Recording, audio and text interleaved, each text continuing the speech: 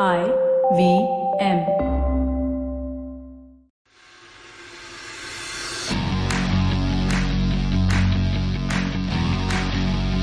Welcome to episode 97 of the Edges Sledges cricket podcast. It has been an exciting week in the world of cricket. Lots going on. India's in New Zealand. The India women are in Australia. The Under-19 World Cup's going on, so there's plenty to cover. We will jump right into pretty much all of it. I'm your host this week, Ashwin. I'm in Cincinnati. Joining me is Varun in Singapore.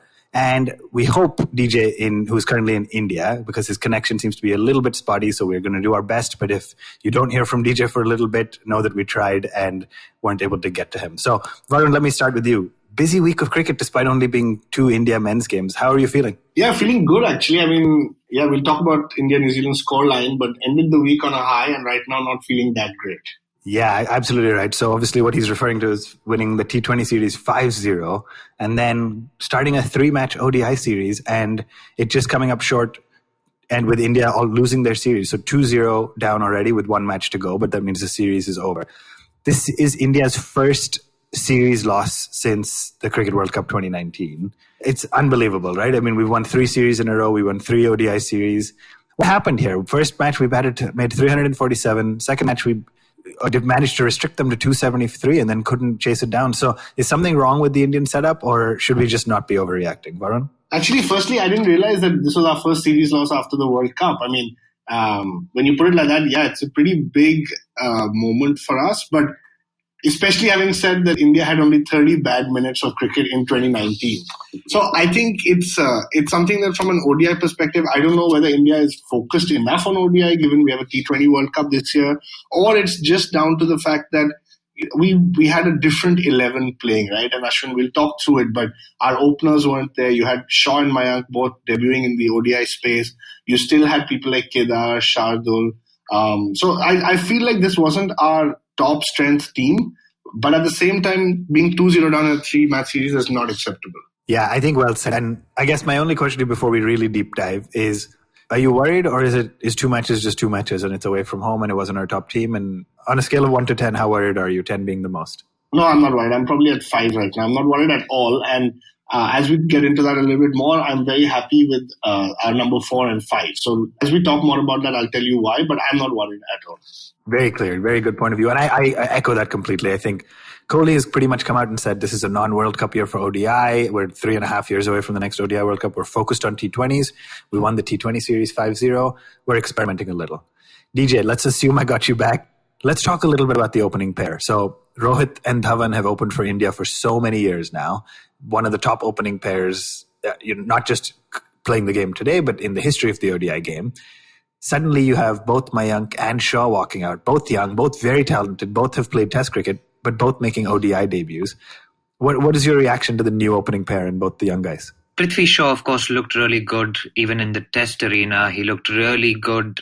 He kind of is... he bases himself a little bit, I think, around Virender Sehwag's see-ball, hit-ball, and he went off like a rocket in the second ODI as well.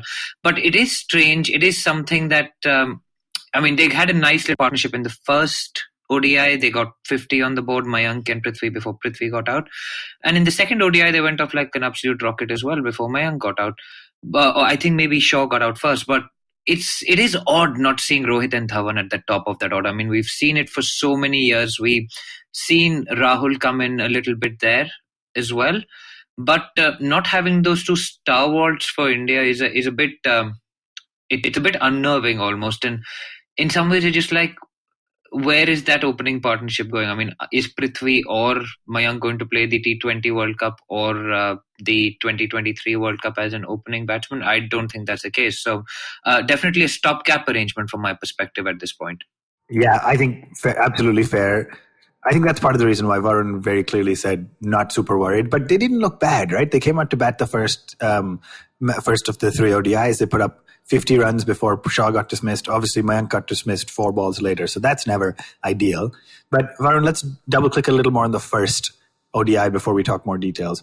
Kohli walks in at 3, Iyer walks in at 4 right after that, and they put on this magnificent, call it 102-run partnership, and then Iyer keeps going, and Rahul comes in, makes 88 of 64 balls. Shreyas Iyer gets to an ODI century, 347. I mean, the matches start at 9 p.m. my time, And after the first ODI, I went to bed thinking this is a done deal, right? 347 at Hamilton felt pretty rock solid. Yeah, I think anywhere in the world, chasing 7 per over is pretty much the first team, the batting team's game, right? The guy who set the score. But I think, okay, let's talk about the New Zealand performance later. But I think India, like DJ said, started off well. I think what I really liked is Iyer and Rahul are our number 4 and 5, and it seems very clear that this is going to be the number 4 and 5 for the future. I personally am very happy that they were not tempted to put Rahul up at the top when both Rohit and Dhawan are not playing, because I think that seemed to be the obvious move, and a lot of people were shocked with that. But given the pipeline of talent we have, at the end, you know that you've got Shaw, Agarwal, all these guys just waiting, and Rohit, Dhawan are not going anywhere. So, firstly, I'm really happy with the middle order. Second, I think Iyer was just brilliant, right? 103 of 107, and he hit. What I found really interesting was he hit much more boundaries, and I think that's classic number 4, right? He hit 11 boundaries, and then you had Rahul who come in, and he was hitting more sixes, which is great from India's perspective for a number 5 batsman. So overall, I was really happy. Ashwin, I think that was around the time you probably went to sleep. After that, I don't know what happened, man. It's like India just kind of, within 48 overs, they chased it. Ross Taylor played an absolute... Hold on, Varun, can I interrupt you for a second? Yeah. You skipped a step. You went from number 4 and 5, and you went straight into the New Zealand chase. But there was a man who came in right after and made 26 of 15 balls, which is striking at 173, hit some big 4s and a 6, 3 big 4s and a 6. I mean, 26 of 15 not out. You can't really complain, right? You want to talk about that quickly? Yeah, so my friend Pod sent me a stat the other day, and he said Kedar Yadav is probably India's best number 6 batsman on paper. So that's why I skipped it, because I feel like he's going to be around for a while. I don't know why. It's the only unhappy thing about the entire ODI setup that I am. It's the only thing I'm unhappy about the ODI setup, but you can't blame him. He's doing his job, right? He does it every time. Yeah, fair enough. So we'll come to New Zealand. DJ, I want to ask you, I think Varun hit on something interesting there, which is we may have been tempted to play Rahul up the order. We weren't. We decided to keep him at number 5 and just, get back the middle order, back the 3, 4, 5 and establish those guys. You've been an advocate, DJ, of Pant going up the order. Obviously, Varun mentioned some other names that are in the pipeline waiting. Do you agree that Rahul at 5 was the right call? I'd say it's a more consistent call for him because he's opening in T20s. He opened in the last ODI we played, I think, because of injury, if I'm not wrong. But he isn't going to bat up the order in ODIs, and that seems to be the message because he's succeeding in the middle of the order. He's scoring runs there. So I wasn't terribly surprised. I think they'd come out and said that he won't be opening the batting before the game. So not a bad call. I mean, it's just defining a player's role, right? And I think Rahul's been suffering a little bit of late because of that. He's a wicket-keeper batsman one day, batting at 3, batting at 1, batting at 5. So he's been shuffled around. But if you tell him this is going to be a role, it gives him a little bit of understanding of what his role is going to be. Because one day he's talking about speaking to middle-order batsmen and improving his ODI game. The next day he's back at the top of the order. So maybe from the player's perspective, it's good for him to understand what his role is going to be. But equally, you must balance that with flexibility. So I don't have a problem with him batting at 5 in ODIs, and he knows if he knows he's going to bat that. Right. I think well said, and I think I agree with both of you. It's tough, and knowing the way the life of an Indian fan and Indian supporter goes, we'll probably be saying the opposite in 1, 2, or 3 months. But for now, I think the right thing to persist. So, Varun, before I cut you off, you were saying New Zealand innings. I mean, they chased down 347 and didn't look like or 348 and didn't look like they missed a beat. Yeah, it didn't at all, actually. In fact, Williamson wasn't playing, and they still managed to chase it down with 2 overs to go. So they went at a run rate of above 7 consistently. Guptill and Nichols got them off to a great start. Taylor was the guy for me. He hit 109, and apparently in these big chases, I saw some Cricinfo post online that said, I think in the last few years, he's done this 6 times in big 350-odd run chases. So he really stepped up as a senior most player. And of course, step-in captain Tom Latham, 69 of 48, really also kind of came to the party. So it was a great chase. I couldn't believe what was happening, especially after a 5-0 loss in the T20s. I was like, which New Zealand side turned up for this? Yeah, absolutely. I think well said. So before we move on to the second ODI and then talk overall themes, I want to talk a little bit about the bowling. DJ, let me come to you. They went with Kuldeep and Jadeja as the 2 spinners for the first ODI. Kuldeep picked up 2 wickets, which is 2 of the only 4 wickets that were taken by bowlers. but he went for 84 runs. And then from a seamer standpoint, they went with Bumrah, Shami, and Shardul. It seems like they're trying to stay fairly consistent with that. Bumrah was the most economical, even though he gave 53 runs. So not great, but the most economical of all 5 bowlers. And then you had Shardul, who took a wicket, but went for 80 runs in his 9 overs at an economy rate of 8.89. I mean, how does this happen when you have so many runs, when you have 347 to defend? So what do you think went wrong with the bowling in the first ODI? I think we were doing okay until we dropped Ross Taylor, right, of Kuldeep. He went up and Kuldeep actually dropped the catch of Jadeja, I think.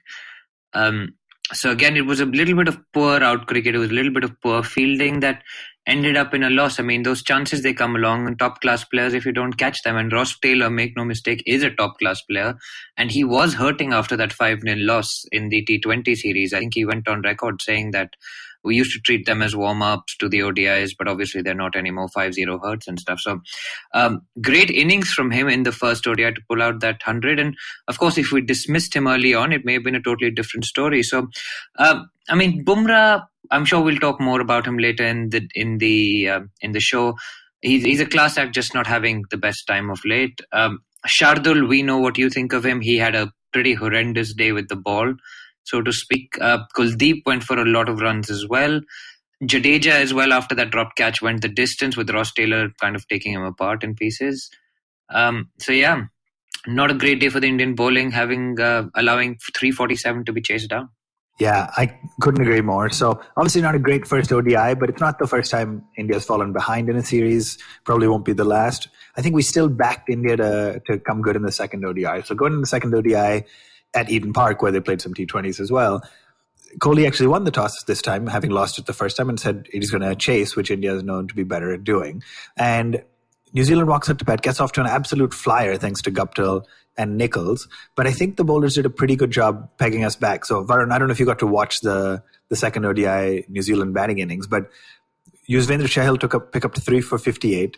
Shardul bounced back a little bit, arguably, picked up 2 wickets for just 60 runs in his 10 overs. And I mean, you would take 273 any day of the week at Eden Park, right? Yeah, any day of the week and twice on Sundays. I mean, 273 chasing under 5.5. I thought this was India's game. You know, DJ said Shardul bowled really bad. He came back well. I mean, I'm not in favor of him playing, but he came back well. Bumrah had the same story. Economy rate around 6, which was actually higher than the average, but went wicketless again, which I'm just amazed at, right?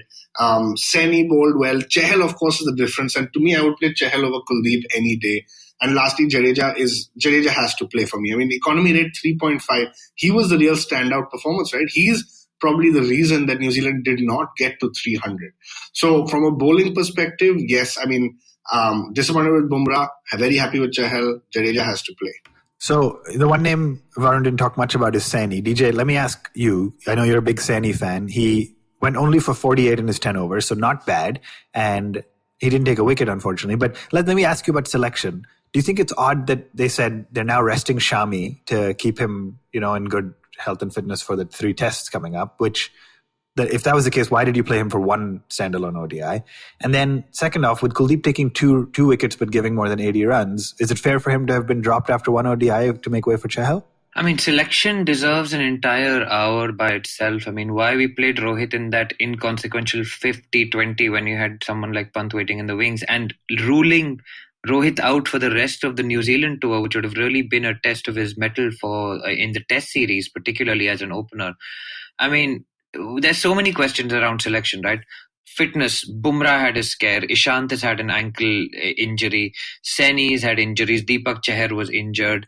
You even got Rohit is now sitting out. And I mean, Kulcha, what happened to both our spinners? Now we have a theory that we have to play Jadeja. So a lot of these games, we previously used to manage to come back into the game where Kuldeep and Chahal both took wickets.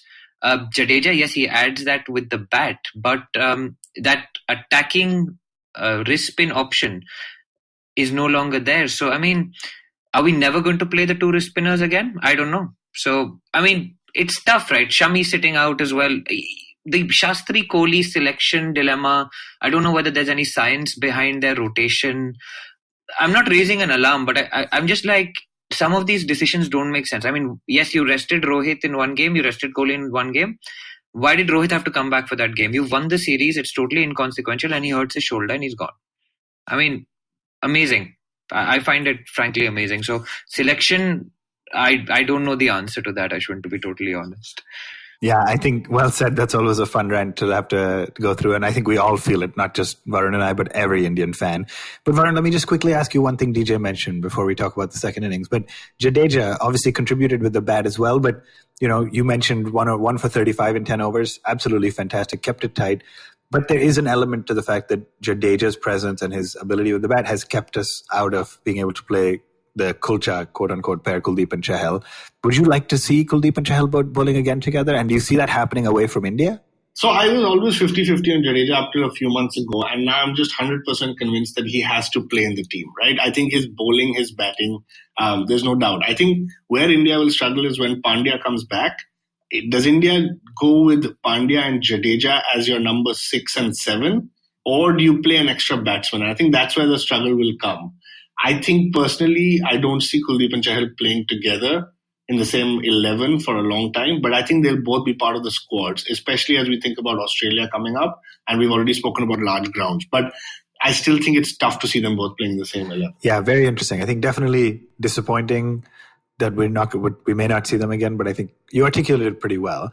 And I think, the problem with Jadeja has always been he's just good enough at bowling, just good enough at batting, just good enough at fielding. And so the question becomes, does the sum of those three add value? And I've said yes since day one, and I think it does, but we need to hope he keeps stepping up.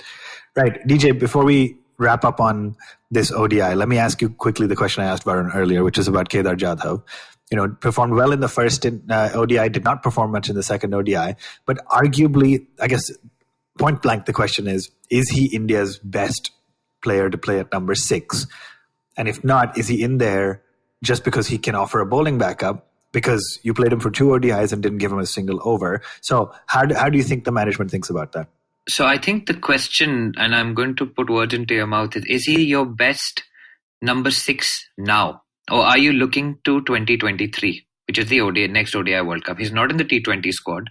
And I think the answer to your question is yes, he is our best number 6 now.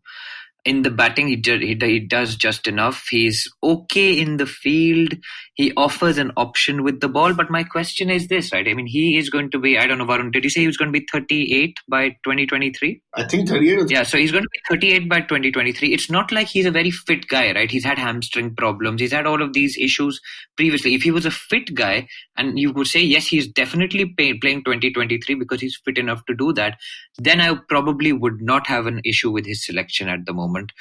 Particularly, he provides that round arm rubbish, which is used to be seen as variety golden arm stuff. But if you're not even doing that, are there better options in that spot? I think Manish Pandey is pressing a very strong case through the T20 setup, ironically, and I think ODI would probably be a stronger suit for him to play.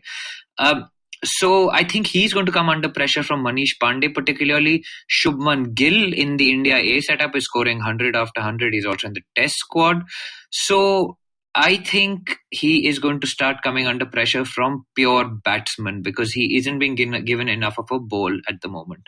And so by 2023, I suspect he will be sitting out. But for reasons, as you've said, he's very good on paper. His stats are excellent. He is at the moment our best number 6 option. And when he starts failing and India starts losing, like they've lost their first series since the World Cup, his spot is going to come under increased scrutiny, although he may not have done too much wrong. Varun, care to rebut a response? Firstly, I think DJ round arm rubbish is just fantastic. Yeah, can we trademark that? Great. I'm sure there are others in India who can bowl round arm rubbish. Yes. And the second is, Kedar Jadhav actually on Insta, I've been seeing, is hanging out with Salman Khan, who, as you know, is getting fitter by the day, and he's 50 plus. So maybe 2027 is not out of the question. Yeah, honestly, there was that picture. There was a picture, I think, from the CSK dressing room where Kedar was shirtless and everybody was blown away by the fact that he actually has a 6-pack or an 8-pack. Anyway, obviously having the high-quality discussion that you come to expect from Edges and Sledges. Right, so quickly on the India chase. Shaw and Mayank again didn't really come good. Iyer had a great outing. I think 52. The ideal in that situation from your number 4 is that he takes it home or pushes at least a little bit further than he did. But I mean, Mayank made single digit, Rahul made single digit, Jadhav made single digit. He actually made 9 of 27. So he tried the Dhoni model, if you will, to just stay out there as long as he could, take the match deep. And then Jadeja came out, made 55 of 73. Shardul, who we've all come to expect big things from, made 18, which is fine, but not great. But Varun, I want to ask you, Navdeep Saini comes out. None of us really, at least I hadn't really heard sufficient amount or anything about his batting ability. And he comes out, makes actually what was a fantastic 45 or 49. And, didn't take us home, but looked like he could. So was that a huge surprise for you from Navdeep Saini? Yeah, it was an incredible surprise. As I was watching it, I was just shocked. And you could see even Kohli when he was watching some of those shots. I mean, this guy was slapping the ball for 6. And Kohli was, just ecstatic. But at the same time, every ball that he hit, you knew that the next ball he's going to do the same thing and he's going to get out. And I remember watching it and just watching him get bowled and just feeling disappointed. And what was actually interesting is Jadeja actually then fell to the floor and looked extremely disappointed because I think he knew that there's Chahal and Bumrah to follow. And that was really tough. Yeah, it was very interesting watching Jadeja's reaction, actually.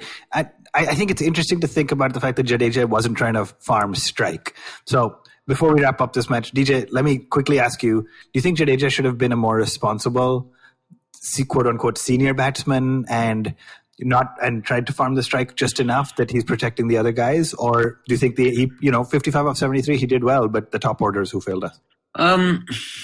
It's tough, isn't it? I mean, the top order did fail. Jadeja did play a good innings. And he got out trying to take us over the line. So, I mean, you can't blame him, really. Saini stuck around with him. I'm not sure we're going to see a repeat performance from Saini anytime soon. I don't think he's a Deepak Chahar or a Shardul Thakur, a guy who can bat a little bit. I think he got a bit lucky. He didn't look like someone who can really bat. I think he averages about 12 in first-class cricket. The thing with Jadeja, right, and we all love his celebrations and his sword celebration and his Rajput traditional sword fighting celebration. I'm just like, dude, you're about to win the match for your country. Just focus on that for some time. I mean, getting a 50 is not the end goal. Similarly, I was watching the Cricket World Cup semi-final highlights. And he gets his 50 there and he does a celebration and he looks to the press box and stuff. I'm just like, dude, just focus on it. Just do all of this after the game. So maybe there's a little bit of immaturity that creeps into him. I mean, he has been playing cricket for a really long time.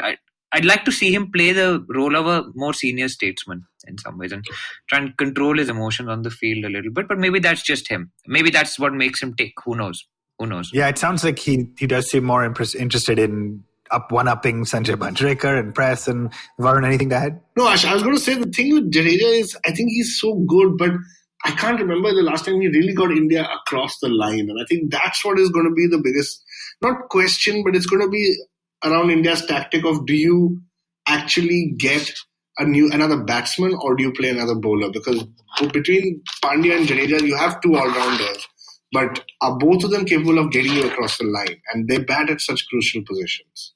Yeah, I couldn't agree more. DJ, I'm going to give you one final chance to respond to that if you have anything to say. The thing with Jadeja actually is that he's playing these knocks in a losing cause, as Varun's just rightly pointed out. I can remember one T20 that he scored 15 or maybe 30 odd in which he took us across the line. But are we giving up genuine match-winning specialists for someone who can add 40 runs in a losing cause when the top order has not done their job? That is the question that the team management, being Kohli, Rohit and Shastri, need to answer with Jadeja. And that will turn on whether he plays at the 11 going forward. Okay, so Varun, last question for you before we take a break. What is going on with these bowlers who are trying to bat, right? So if you think about it, Kohli came out in the press, said, we're going to back bowlers who, at least in the T20 format, we're going to back bowlers who can bat a little bit so that your number 8, maybe even your number 9, give you some additional options. And so Shardul has showed that he knows how to bat. Chahar, as DJ mentioned, and now Saini. I'm assuming we're going to see more of this, but why is it that there's so much pressure on these guys and not really in reverse, right? Why do we not have batsmen who need to learn how to bowl 2 to 4 overs to give some backup options? Yeah, it's really sad actually. I think it's a bit unfair for these bowlers who have to at number 9 come out and hit 45 or 49 balls. But at the same time, you not have a single batsman in your top 5 or 6 who can bowl. I think what's happened is India historically has never had that problem, right? You've had Sehwag, you've had Sachin, you've had Ganguly. All of these guys can bowl, and Yuvraj, they can bowl more than 10 overs. I remember games where these guys were bowling more than they were required to. But today it's become such a challenge, and I think Kohli and Shastri need to put a little bit of pressure to find somebody who can bat in the top 5 or 6 and do that. Now, granted, Pandya is that answer, but again, it's not good enough because you're having to play mediocre people because you don't have that option. Was mediocre people in reference to Jadhav? Yeah, 100%. And Shardul. Just making sure. Yeah, I think that's fair. I mean, if Shardul's in the team for his batting, anyway, I think we've talked about it a lot. My point of view is out there. I nothing but respect for the guy. Very talented cricketer, but doesn't fit into this India setup for me. So that brings us to a wrap of the first half. India trails New Zealand 0-2. Hopefully by the time we're talking to you next week, we are at 2-1 at least and saved a little bit of pride, but then we'll get straight into test match mode and be excited to talk about India's fast bowling attack in away conditions. So with that, we're going to take a quick break. We will be back on the other side of this to talk more about other happenings in the world of cricket. We would like to thank HDFC Life Insurance for supporting this show. HDFC Life Insurance has created an online video series called Behind the Journey with some of the most interesting people from the creative and entertainment industry. It explores the stories that are behind the glitz and glamour of the spotlight and screaming fans. Let's listen to a snippet from the episode featuring Olympic medalist Sakshi Malik. Savings और investment में भी discipline चाहिए होता है. जैसे wrestling में है कि वो तुरंत रिजल्ट नहीं मिलता है, सालों साल लगते हैं. जो भी हमने ड्रीम सोचा, जो हमें गोल अचीव करना है, उसको पूरा करने के लिए. Like Sakshi said, investment and savings require as much discipline as athletics. You can watch all episodes of Behind the Journey on the HDFC Life Insurance YouTube channel. That's at youtube.com/HDFC Life.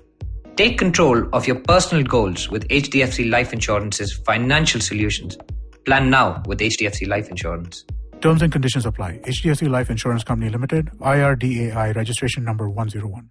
Welcome back to the Edges and Sledges cricket podcast. So we obviously talked a lot about India, New Zealand, but there's lots else going on. I'm going to start with the India women's tri-series that's going on because the day after we release this, India plays the final against Australia. So pretty fascinating series. For those of you who've been following it closely, you'll know better than I that all three teams in the tri-series, so it's a tri-series between India, Australia, and England. That's kind of a lead up to the World Cup that kicks off in just about 10 days on February 20th. But all three teams at the end of their group stage were tied at 4 points. In an exciting final group match, Australia was playing against England. And if England won, the math would have all changed. But actually, they didn't even need to win. The England women only needed to get 124 runs, chasing 133. And they fell short by 16 runs of the total and 8 runs of what was needed. So net, they made 116. They were 8 runs away from qualifying for the final. And thanks to net run rate, with all three teams being tied, India now faces off against Australia in the final. So I just wanted to make sure we address that. We were so excited. I think, DJ, I don't know if you've had a chance to watch or follow any of this, but I mean, from my vantage point, one of the best chances we might have going into the World Cup. Do you think that's fair? Yeah, I've been following a little bit of it. I mean, there's been a few things going on. We had the Bushfire match, the Bushfire benefit match, we had the Indian women game. So there's a lot of cricket ongoing. So I've been watching kind of highlights of the women's games as well. And Shefali Verma has really impressed me, actually. She's really quite a big hitter. Of course, Jemima Rodriguez has played really nicely as well. Smriti Mandhana as well. So hopefully our girls and our women will win this final and set it all up nicely for the T20 Women's World Cup that is starting later this month. So really excited for that as well. Yeah, well said. So, just quick highlights of what's happened in the tri-series so far. Smriti and Shefali have been the standout batters. And then from a bowling standpoint, a bowler who I didn't know much about, but Rajeshwari Gaikwad, who, has played a reasonable amount of cricket so far, but is at the top with 8 wickets so far from 4 matches, at the top of the wicket takers list for the entire series. So really excited. The final for that series is Tuesday. And what I think is really cool is the India-Australia match is going to be repeated as the opener of the Women's T20 World Cup. So we'll talk more about that next week as we preview the World Cup in its entirety, but really exciting. Let's be cheering on our Indian women's team and hope they can get some success in the tri-series because it would be fantastic for momentum going into the World Cup. Right. DJ, you kind of mentioned this, but the other match that's been going on the other extreme of competitiveness and excitement is the Bushfire Bash. So an outstanding initiative. a lot of different former players that got together and, are basically playing a charity match to try to raise funds for the victims of the Australian wildfire crisis, the bushfire crisis. So, Varun, did you get to follow that at all, or was it an awkward time? I was following it a little bit. I didn't get to watch too much, but I did watch a little bit of kind of Ponting and Lara bat, and it was fantastic to watch all the greats come out and play. Of course, a great cause, over $7.7 million raised for the bushfire. And I think it was great. I mean, for it to end up with Ponting's 11 winning by 1 run was just fantastic. Yeah, really, really well said. So Ponting's 11 took on Gilchrist's 11. I mean, it was just incredible to see a couple of things. One, Lara and Ponting were both on complete fire. I've never seen, I mean, it's been a long time since I see that, but I would never have expected, rather, to see both Brian Lara and Ricky Ponting bat as well as they did. And then the Gilchrist 11 fell short by 1 run at the end in a chase. But again, obviously, it was all for fun. It was very entertaining. Courtney Walsh early on, when he was bowled, the ball slipped out of his hand and went way into the leg slip region, and Ricky Ponting chased the ball, and they were just having fun. They were talking. I mean, amazing to see some of the legends of the game that we grew up watching play together. Brett Lee picked up 2 fantastic wickets. I think he could still be playing international cricket. But then, Varun, the highlight for me was, I think they'd set up something where they said by the end of the first innings, if they've raised over $1 million, then Sachin, who was not playing but who was coaching one of the teams, would go out and face an over against Ellyse Perry. Did you get to see that or watch that or read about that at least? Yeah, I saw that. It was just great. I think firstly we read about it where she said, I'd love to bowl an over at you. And then he came out and said, even though my doctor has advised me not to because of my shoulder, I'd love to do it. And I think that was fantastic. And just watching him take that batting stance and bowling, and it was great. He had a leg glance that actually went to the boundary. He had a straight drive. He had a cover drive. It was fantastic to watch. I have to admit, it was odd to watch him in yellow and green, and the baggy green. But apart from that, it was just great. Yeah, I couldn't agree more. DJ, did you watch Sachin batting at all? I mean, did you think you'd be watching Sachin batting against Ellyse Perry down under? And how great was that? I mean, you know that Ellyse Perry is one of my favorite cricketers in the world, right? She's just a fantastic ambassador for the game. And it was, of course, it's Sachin, right? So it was like almost a dream come true. But what I really enjoyed actually was the Master Blaster batting so carefully. It was probably, it was the 1 over that he was acting quite casual about it and stuff. He said, I borrowed a bat, I put some grips on it, I've done all of this, I've got an injury in my shoulder. But I mean, Varun mentioned he hit a boundary, but it was off a misfield, and I was hoping for a bouncer first. I mean, that would have been proper aggression from Ellyse. But I mean, really good to see so much money being raised for a very worthy cause. Good to see Sachin walk out and bat and support the cause as well. Of course, I would have liked to see one go to the boundary through the covers, or a straight drive would have been very nice. He looked like he was enjoying himself out there. The umpire almost had to drag him off after his 6 balls. But yeah, I mean, as Varun said, him just taking that stance, tapping his bat twice, lifting it up, looking up, having a little nod at the bowler, a little bend of the knees. I mean, just so many memories came flooding back over the years. So I think I'll be spending some time on YouTube going through some old videos today, just nostalgia. DJ, a boundary is a boundary, man. When he was playing it, misfields also counted for 4. Yeah, I know. That's how you got 227, no? In the backyard? Edges and Sledges. That's why. Mostly 6s, so there was no scope for mistakes. I mean, I think if there's one thing you articulated really well, is the fact that if there was nothing else in this match of legends and retired players, there was plenty of edges going to the boundary, and there was plenty of sledging on the field. I think Matty Hayden took the brunt of the sledging, which was just fantastic to see, but couldn't agree more on Sachin. I have to give kudos to the marketing team and the team that organized that. I mean, they knew even if it was just 6 balls, we would be so excited, all of us Indian fans. And so, I mean, people were tuned in. Sony was actually airing the match live. So really well done by saying, hey, if we hit a certain dollar amount, we'll get Sachin to face an over. All right, guys. At the time of recording this, all 3 of us are recording while I'm pretty sure our TV screens are on in the background, because of time zones, we have to record this while the second innings of the final of the Under-19 Cricket World Cup is on. So I'm going to talk a little about the World Cup as a whole, and then we'll see what the status is of the game by the time we release. But obviously, by the time you're listening to this, you'll know what happened, which is great because we don't right now. But India versus Bangladesh in the final, Varun, I know you said you were watching a little bit of India matches before, but I think there have been sort of three standout players from me from an India under-19 standpoint. The first, obviously, Yashasvi Jaiswal, averages over 150 in the tournament. And then with the ball, Karthik Tyagi's been good and Ravi Bishnoi, the leg spinner, has been good. But have you had any favorite moments or anything you were excited to see from this team, India being the only team to have won the under-19 World Cup 4 times before?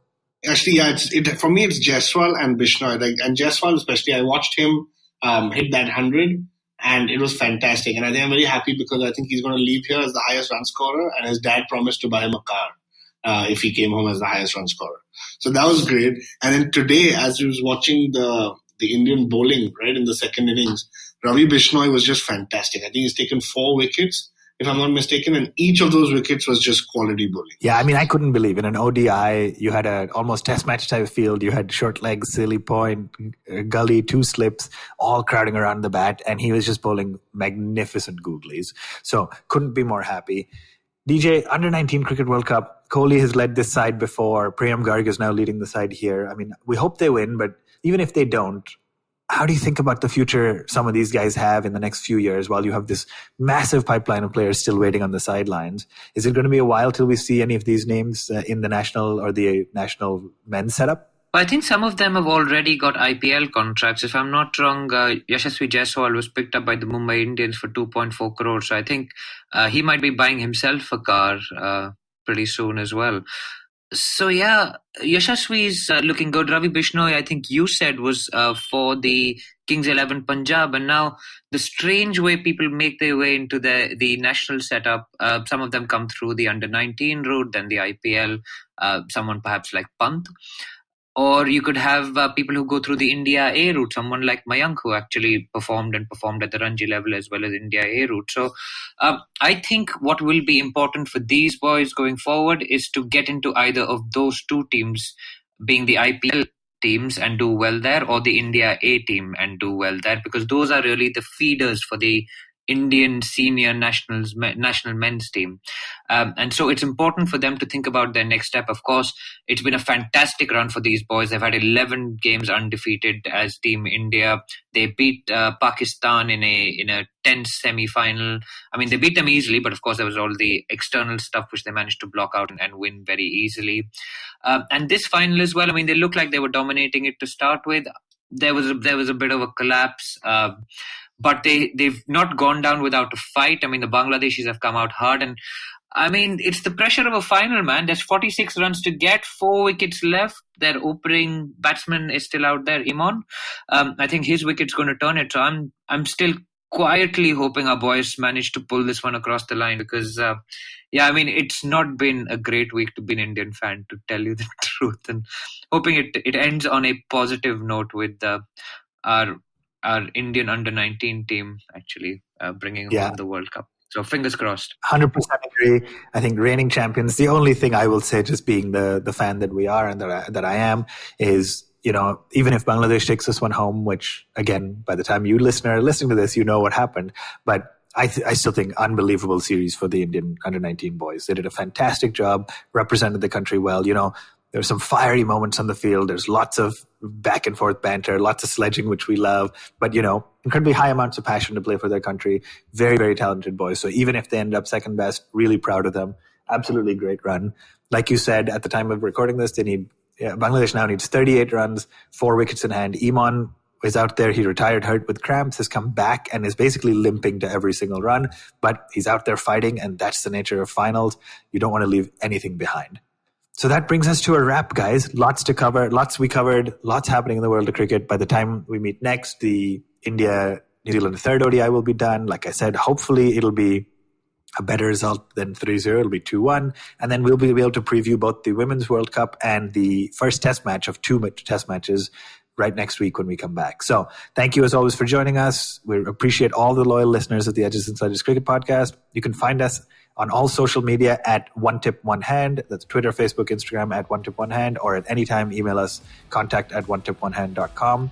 We're all excited to watch the next kind of 15, 20, 30 minutes of the Under-19 World Cup match, and we will be back with you in about a week's time. Thanks so much.